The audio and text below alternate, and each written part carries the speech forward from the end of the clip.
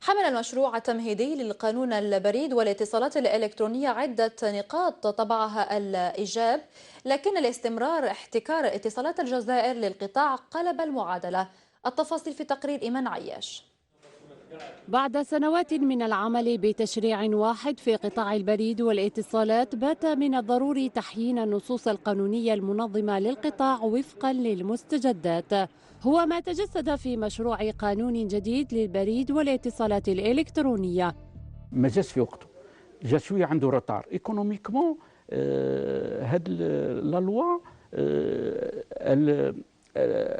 طلبت لوفرتور دو لا بوكل لوكال. Local, c'est-à-dire que c'est un encouragement vers l'investissement.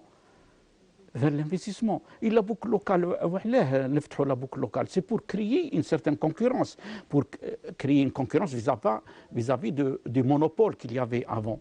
ككل نص جديد، حمل هذا القانون عديد النقاط الإيجابية تخللتها نقاط سلبية كانت محل انتقاد الخبراء، خصوصا في النقطة المتعلقة بتواصل احتكار اتصالات الجزائر للمشهد العام بالقطاع.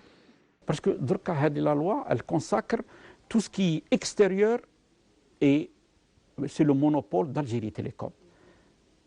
Ça veut dire que Algérie Télécom كانت تعود عاطلة في الكوابل السومارين ولا في هذاك اللي يعودوا للورا لي زانفستيسور بريفي وهذاك يكونوا عاطلين حتى هما.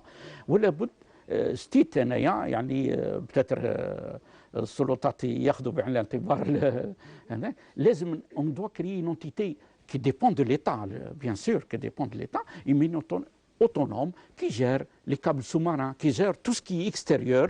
ترقية نشاط البريد والاتصالات الإلكترونية أصبح من أهم ضروريات أي بلد، فهل سيتغير الوضع بالجزائر بتغير التشريعات؟